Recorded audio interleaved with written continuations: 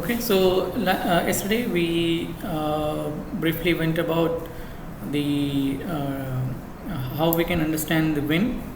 Okay, so from power generation perspective for sailing or for cooling and so on.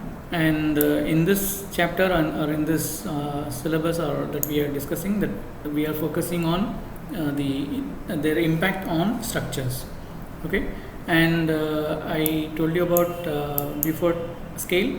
Okay, and what is the number that we are actually discussing when it comes to wind at building level. Okay, and what are these things and how this will have an impact on the buildings, particularly with respect to cyclone and so on and so forth. Yeah, these numbers will we will discuss it when we discuss about cyclones in coming slides. And I also told you that the terrain and topography has an impact on how we perceive or how the wind is perceived and how the wind can be measured. Okay, and we saw what happens at the in the coast and when we have vegetation and when we experience the wind at the higher levels, and also on the leeward side of any mountain or and so on and so forth. Yeah, and also their relative velocity that we should know. Fine. And we did discuss again very briefly about the different the fundamentals that we should know about wind. Okay, so there are two things that we should know, very basic fundamental things. Okay, hot air has the tendency to raise up. Okay, and the hot air is lighter. Okay, because there's no moisture with it. Okay, as a result it raises up. Okay, and it accumulates the moisture and again it falls down. Yeah. And also because of the differences in temperature and pressure, the air will move. Okay, these are the two things that we should keep in mind when we discuss about how we use this in buildings. And we did there are certain things like laminar, separated, turbulent and eddy currents that will be formed as a result of different openings and obstructions that we have in the root. And also I said this image is essential for understanding the flow gradient or the velocity gradients in and around the buildings. Okay, and some concept we did discuss. Okay, how positive pressures are created, how negative pressures are created in the plans and even in the sections. Okay, so let's skip this. And two things kindly you remember: Bernoulli's effect or the Venturi effect, how it is created. Okay, the smaller the opening space, it will create more positive pressure and we will expect more air to circulate or more air for ventilation and circulation. Yeah, this is one thing. The other one is the stack effect, because of the temperature difference within the same volume. Okay, so I told you should know about neutral axis when we discuss about stack effect. Okay, so stack effect works on the principles of temperature difference. The Venturi effects or the Bernoulli's effect is based on the pressure differences. Okay, the smaller the opening, the more pressure it creates. Okay, so again the same thing. I think we stopped till here yesterday. Here I put two points that if you read it makes more sense. Winds exert maximum pressure when they are perpendicular to the surface. The pressure is reduced by 50% when the wind is at an oblique or above 45 degree angle. Okay, So when we design, let us say if you have prevailing wind conditions assessed and you know how the orientation of wind, predominant orientation of wind in a particular location, and if you are given a chance, how do you design it? Whether you design in such a way that the wind hits parallelly, not parallelly, in a perpendicular manner to the surface that you are creating, or you would like to create at an angle. Actually, theoretically speaking, this is the observation which I wanted to draw your attention. Usually, indoor ventilation is better from oblique wind than from the perpendicular wind, because the air stream covers a larger space. For example, let's say this is an indicative diagram. When the wind is actually impacting the perpendicular surface. When the surface is normal to the direction of the wind, you can see that the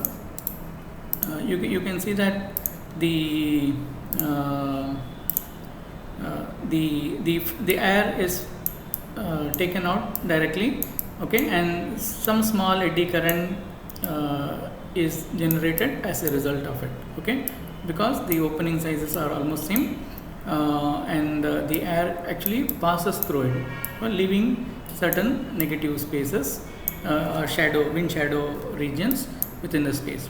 However, if the wind is at an angle, okay, so here you can see the same wind, okay, but it is taking a larger, it is covering a larger area, okay. Although we have one negative space or wind shadow region within the space here again, but this layout is far better than this layout, okay. So this is one thing that you should keep in mind when we talk about openings or creating openings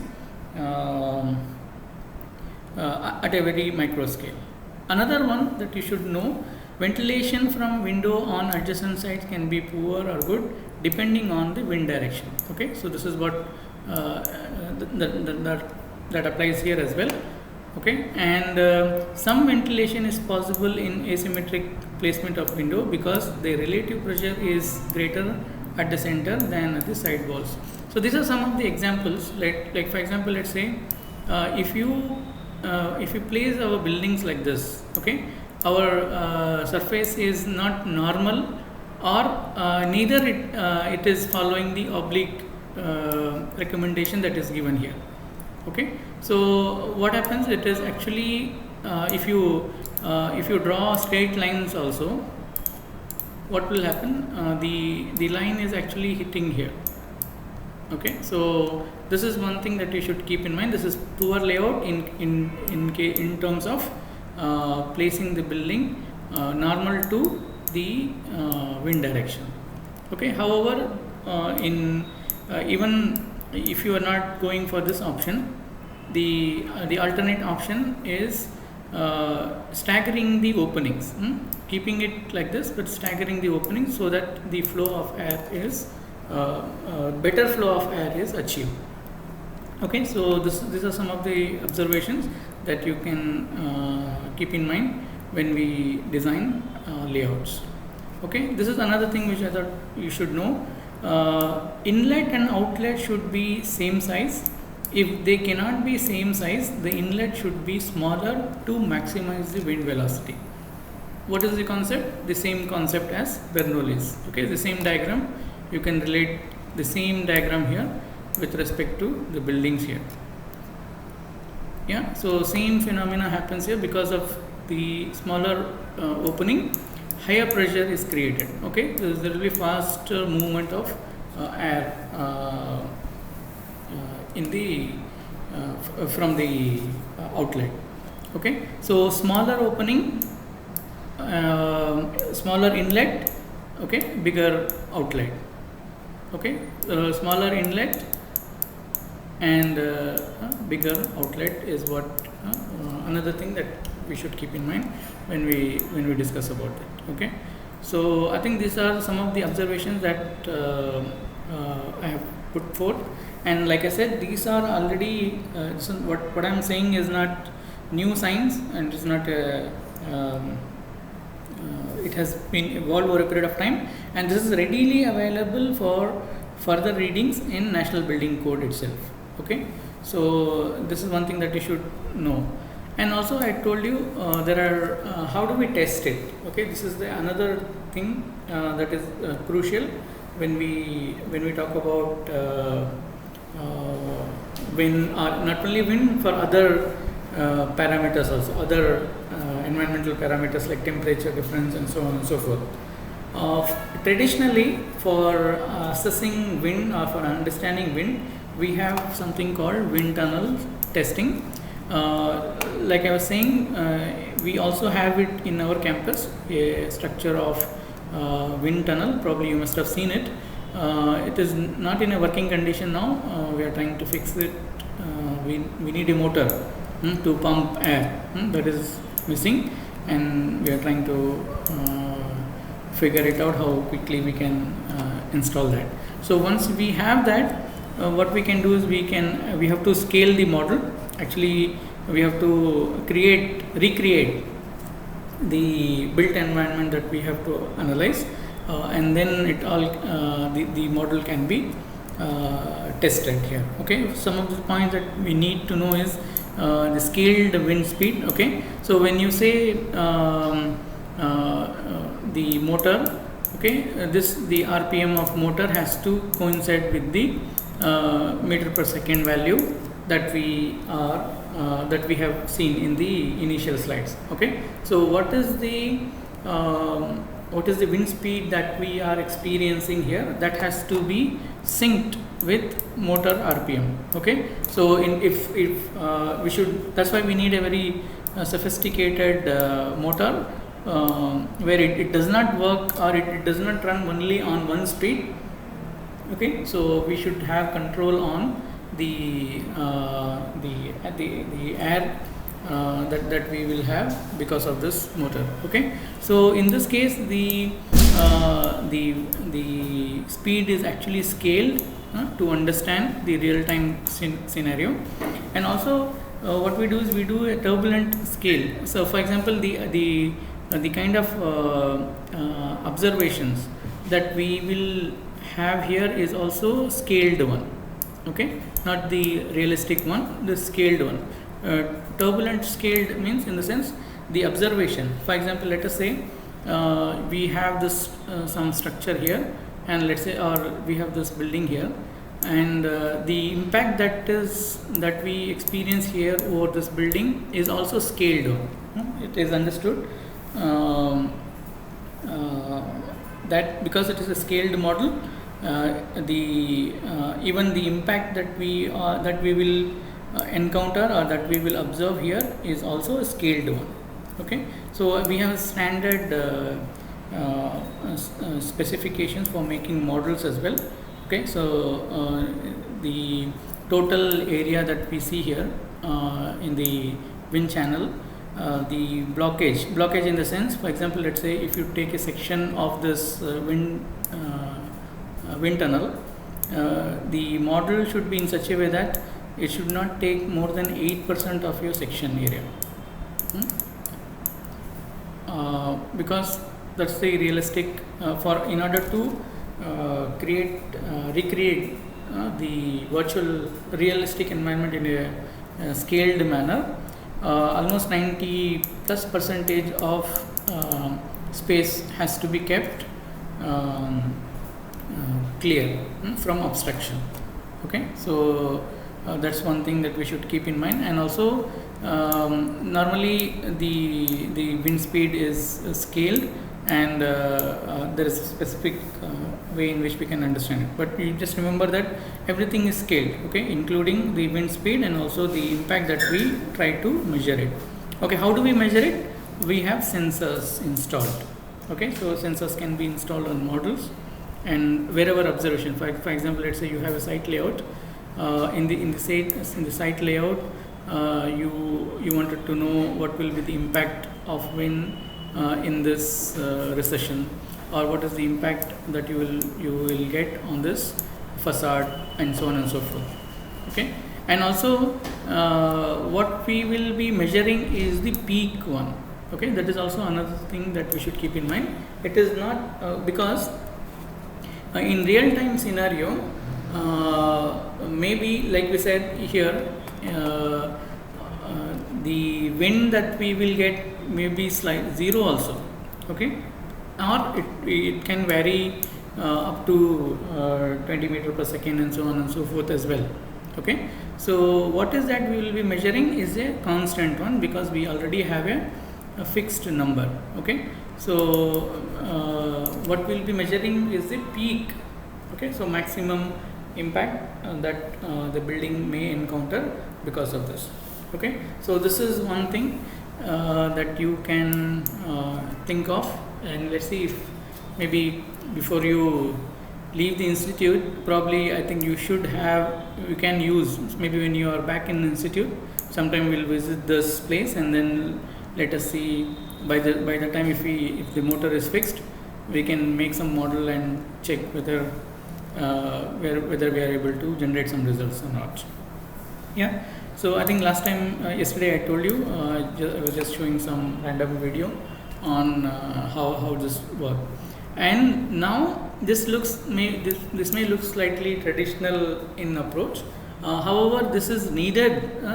This kind of physical understanding is needed so that we can use advanced CFD simulation softwares that we have. Okay, so maybe if we have fair amount of understanding on how these wind environment is created, the virtual environment is created, and how it behaves, how it is scaled. Okay, so we will appreciate these softwares, that sophisticated, very powerful softwares that we have in hand. Okay, so coincidentally, parallelly we are conducting a workshop on IES. Okay, integrated environmental systems. There's a software. It is a total building energy assessment and simulation software. Okay, yesterday it started. This is also one of the powerful software tools where we can do CFD analysis. Building can be simulated for wind and then analyzed for the kind of impact that we will encounter because of the local environment that we have. Okay, so these recordings are already, it's not open for everyone because we need more understanding to launch into this. Okay, so however, all the sessions are getting recorded. Maybe once we have all the sessions, I will also take a copy and share it with you. Maybe you can just see, if you are interested, you can of course buy, and then student's license you can buy. Actually, it's not very expensive. Student's license is not expensive, otherwise it's very highly expensive. In commercial market, we don't have, every office is not using this because it is very, very expensive tool. But for students it is very cost effective. You can, if you are interested and if you are inclined to these kind of thinkings, I think maybe you should use this. Okay, personally I am more fond of using computers for analyzing anything and everything about buildings in cities. Okay, so that's my interest. So maybe some of you may be of that nature.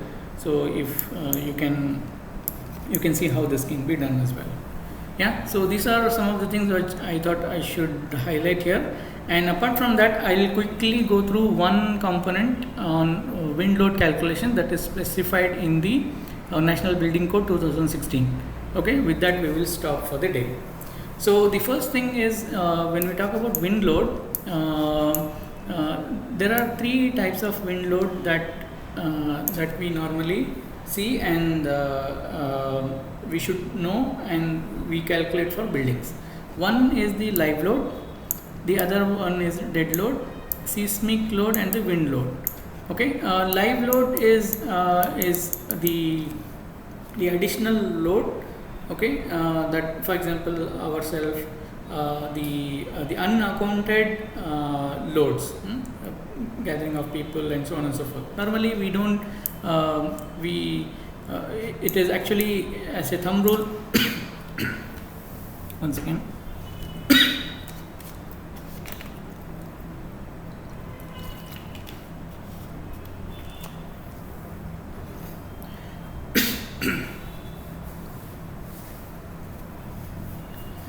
Yeah, so live load actually, I hope you in structures class and all, probably you must have got much better understanding about what is live load and dead load and so on and so forth. Live load is, we can say, the human, the inhabitants, the load that is there. Dead load and also the other things, okay, other additional things that we have. Dead load, okay, for example, the roof, slabs, other additional structural loads that we have, all that. Apart from that, there are two things that we should keep in mind. It's very essential, is the seismic load and the wind load. Seismic load pertaining to the load, the load that probably will have an impact on the structures because of the movement of the earth. Okay, whether our building can take up that load. Okay, this is another thing that we should design the buildings for. Okay, and the last aspect that we will be discussing today is on the wind load. Probably we'll discuss about the seismic load when we discuss about earthquake. Okay, so there is a specific recommendations how a seismic load is calculated into the building. Okay, here as well. Now what we'll do is how wind load is calculated and what are the components that is taken care or part and parcel of wind load. Okay, so the reference for that is, like I told you, NBC 2016 volume 1 part 6 chapter 4 on wind loads. Okay, there is a very detailed description about the wind calculations. Whatever I am just going to say is also taken directly from there. Okay, so for more information and more reading and understanding, worked out examples, you can refer to this chapter. Okay, this class gives wind force and their effects, both static and dynamic, that should be taken into account when designing buildings, structures and components thereof. Okay, so there are certain things that I thought is important that I have put here. Wind speeds vary randomly both in time and space, and hence assessment of wind load and response predictions are very important in design of several buildings and structures. Okay, so some of the components which are dynamic in nature that impacts building include the temperature and the wind. Okay, so only if, for example, from building perspective. Okay, so normally what we do is, okay, this is the site is located north. Okay, the wind direction is north, south and east west. Okay, that is not the actual observation. Okay, because if you have seen windrows diagram, probably you must have seen all that windrows diagram, and you will get to know that every month there is a change in direction, and there is a specific direction from which we'll experience the wind. Okay, so what we do is this what is it, blind following is the predominant wind direction. Okay, what we do, we just put a north and you say that, okay, is the wind is from southwest or northeast. That's it. Okay, when we say that what we do is actually we mean the predominant wind direction. Okay, so for specific location, specific latitude, we have predominant wind direction. That is also fine because we normally design buildings for predominant wind direction. However, the condition, the realistic condition is very dynamic in nature. For example, let's say we even though we have designed the openings for predominant wind direction, maybe there will be some part of the year where you may not experience any acceptable wind from that particular location. These are all part and parcel of understanding the complexity of natural environment when we design buildings. Yeah. Majority of structures do not suffer wind-induced oscillations and generally do not require to be examined for dynamic effects of the building. This is another thing which I thought I should highlight you. Not every time we design buildings for not, I won't say like that. Generally we don't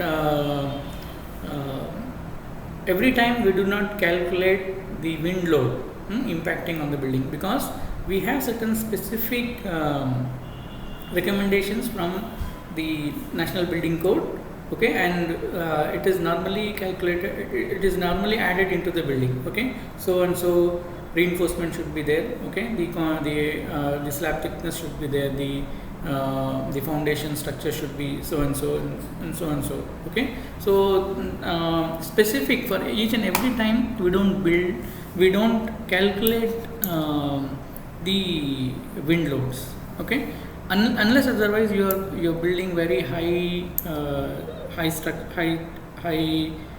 skyscrapers or tall structures, okay, and that area is prone for cyclones and winds, then probably a specific calculation is required. Otherwise, what we do is normally for creating openings, we do assessments, okay.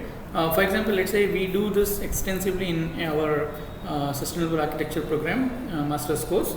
Every design we will ask to generate, every students we will ask them to generate the CFD for their design, just to understand how the wind pattern occurs, okay. Here we are not interested in calculating the wind load, but we are interested in understanding where we should keep our window, how much should be the size of the window, and so on and so forth.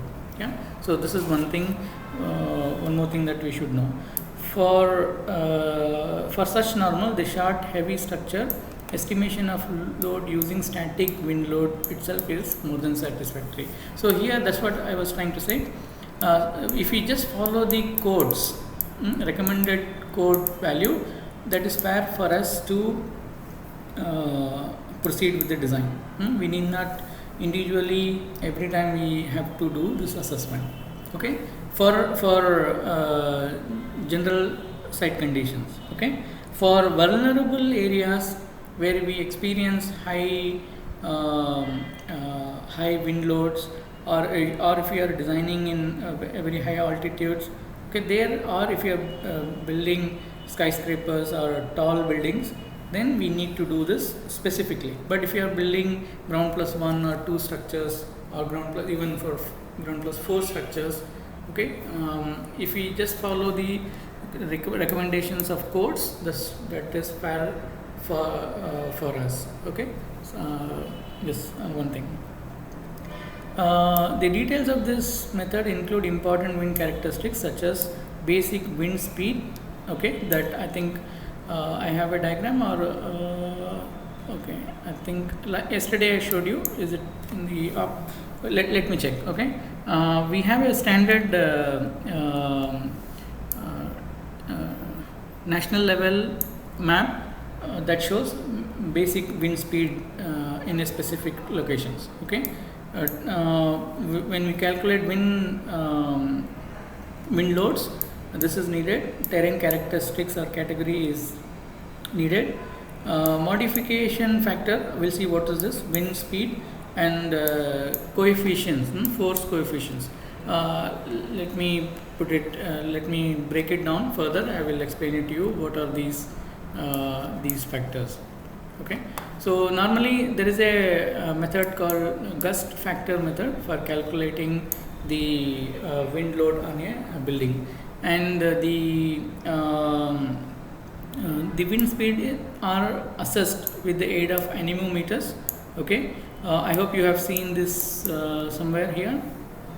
If you have not, there's one. We do have a weather station installed in our campus, and in fact it is there in the hostel block, one of the hostel blocks, where we have purchased a weather station, and we ourselves are collecting the local weather information. I think for past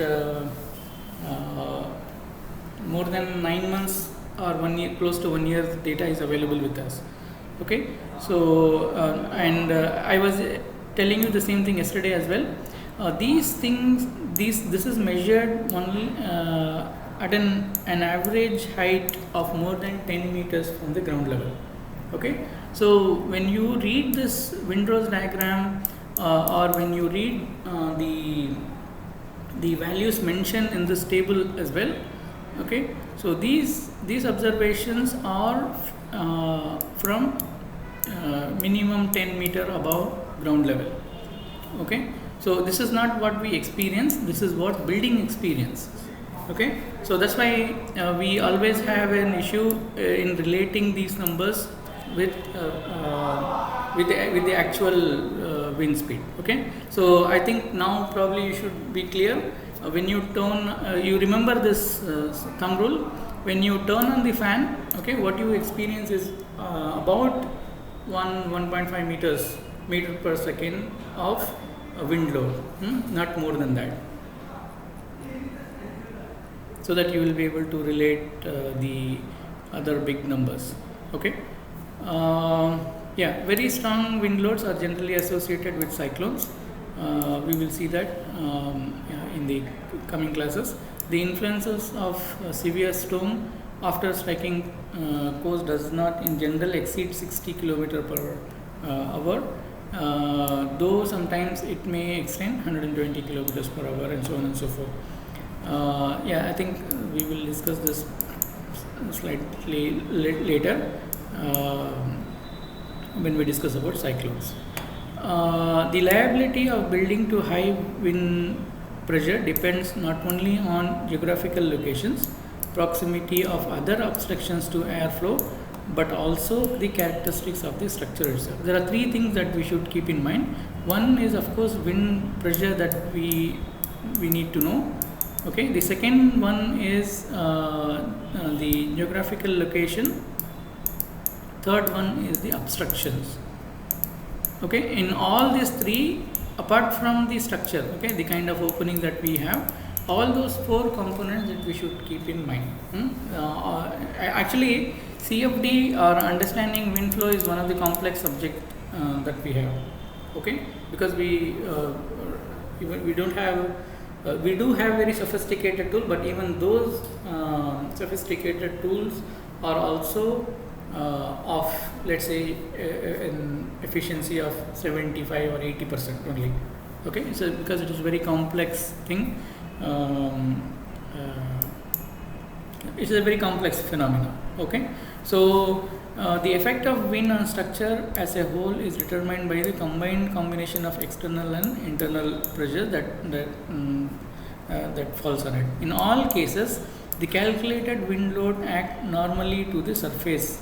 Okay, so when one of the things that you should remember is when you do wind load calculation, it is assumed that in all the calculations the wind is perpendicular to is normal to the structure you are designing. Okay, so that means maximum wind load is considered when we do calculations for wind load.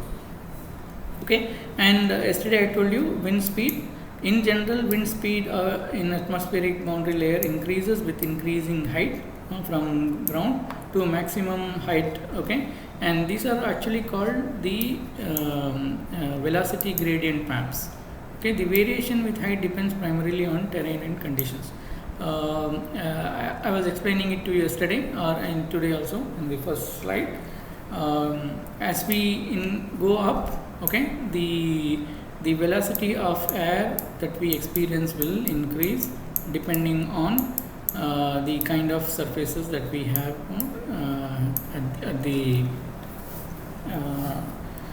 at the ground level. Okay, so this is actually called wind gradient maps. Yeah, this is what I was trying to refer. 50 years return period, 10 meter above mean level. These are the basic wind speed map of India.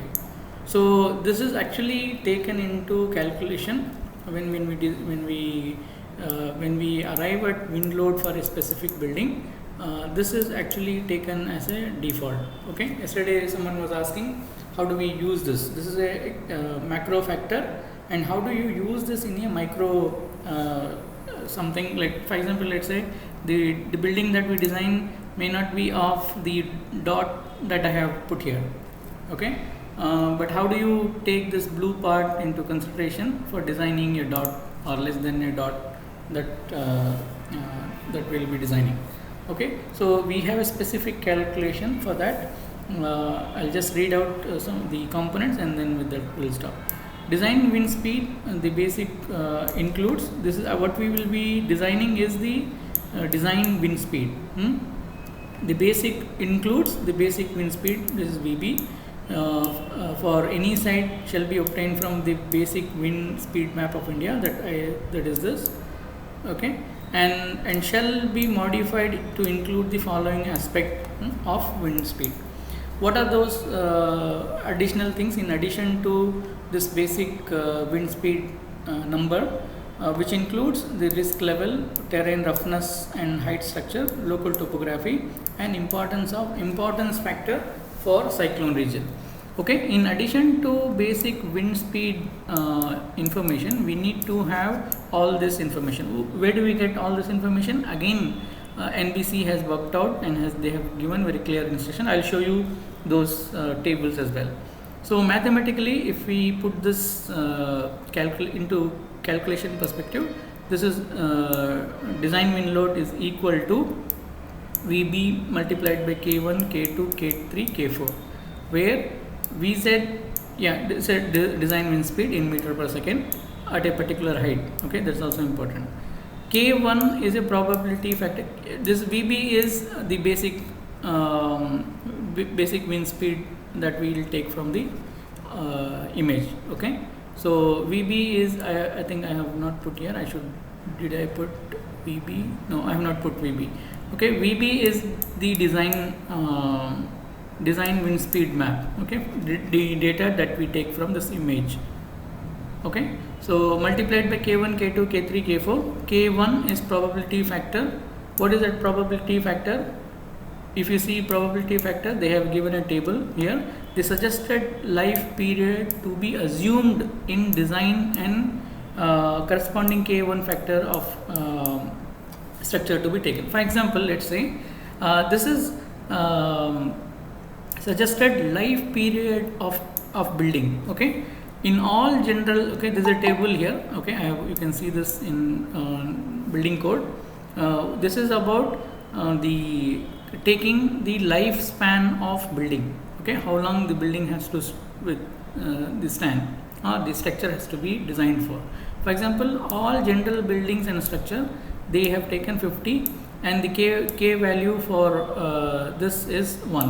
What is this 33, 35, all that? These are design basic wind speed. For example, let's say you have this green, and if it is 47, and you come here and you take, okay, for 47 you have the value 1.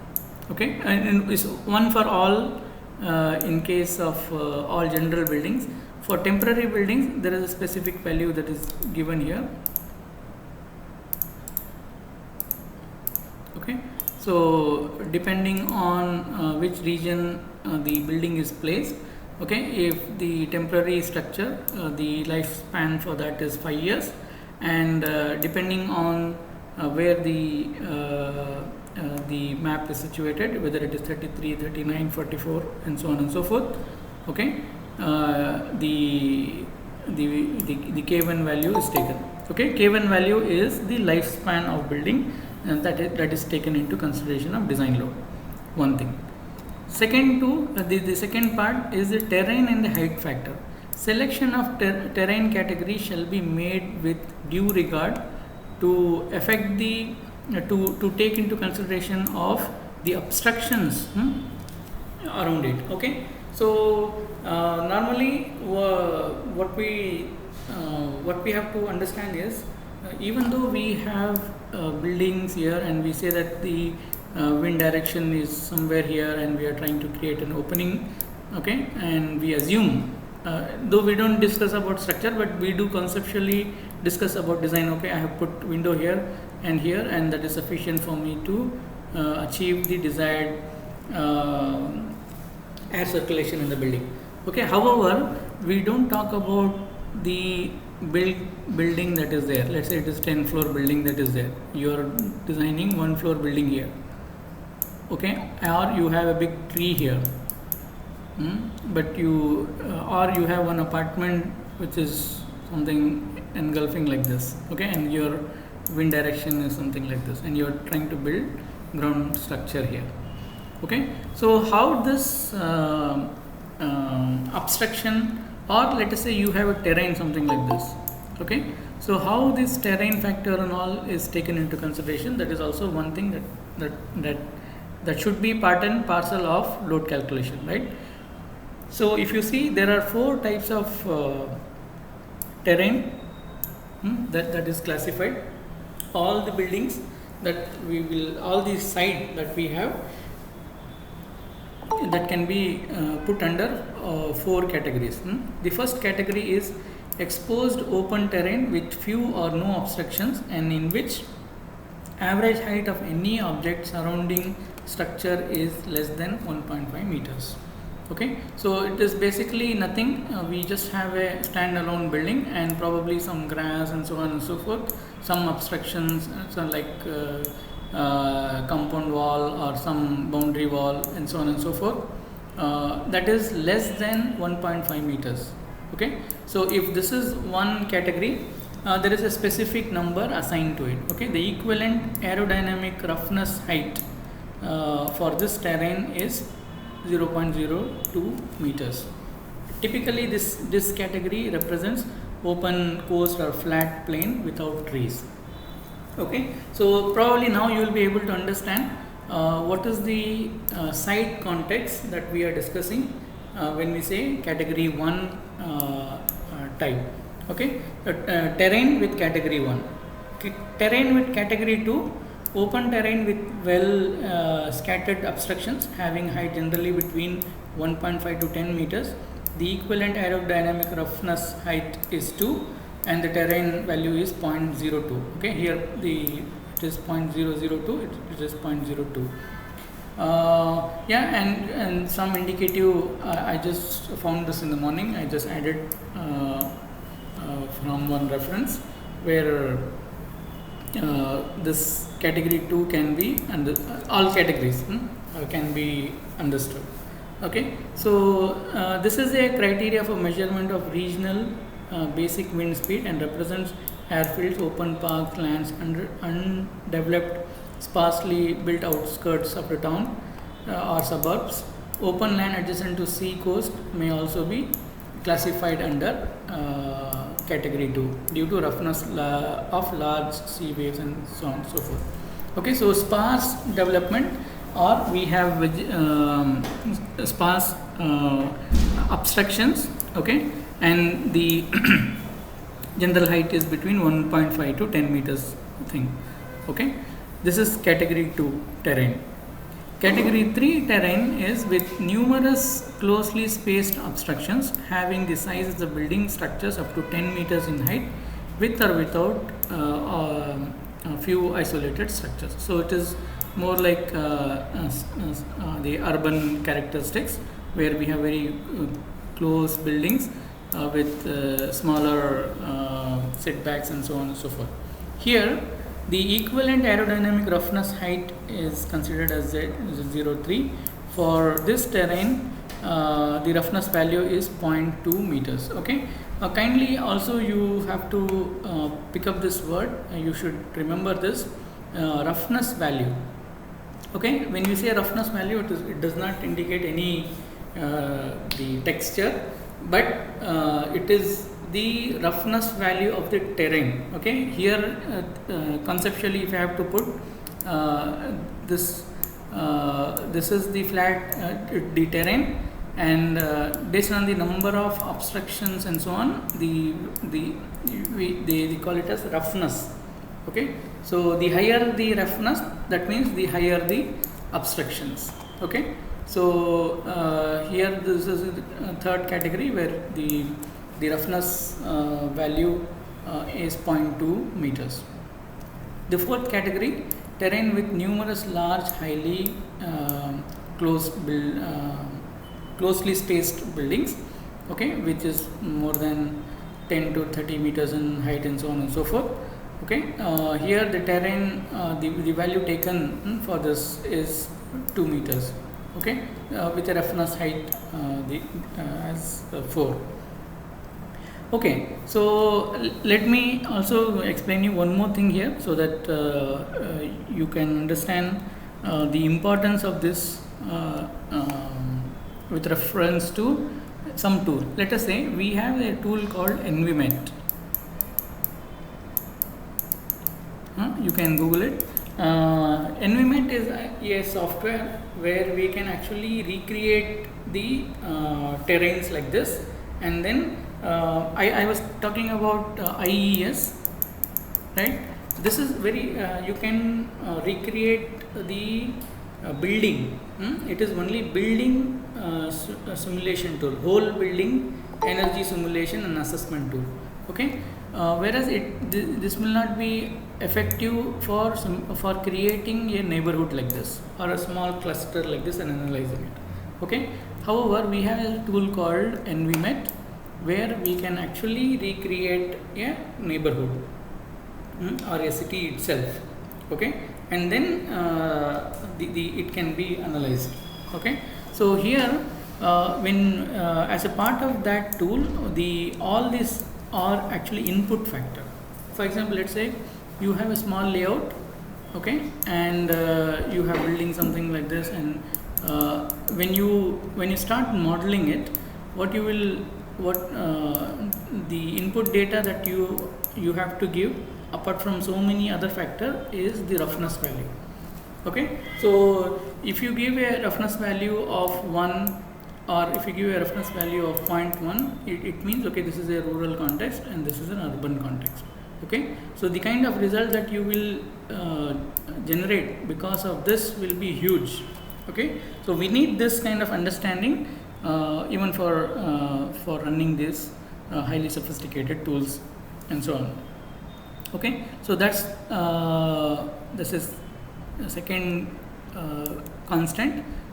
K1 is the probability factor, where life of the structure is considered. The second component is about the terrain, okay, and the third component is about the roughness.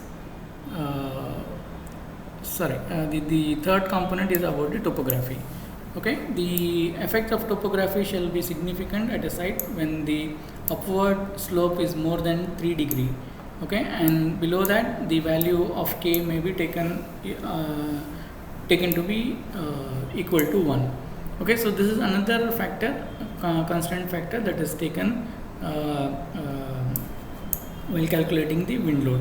Third one, and the fourth one is the important factor for cyclone regions. Okay, so the effect of cyclone storm is largely felt in belt of approximately 60 kilometer width of the coast.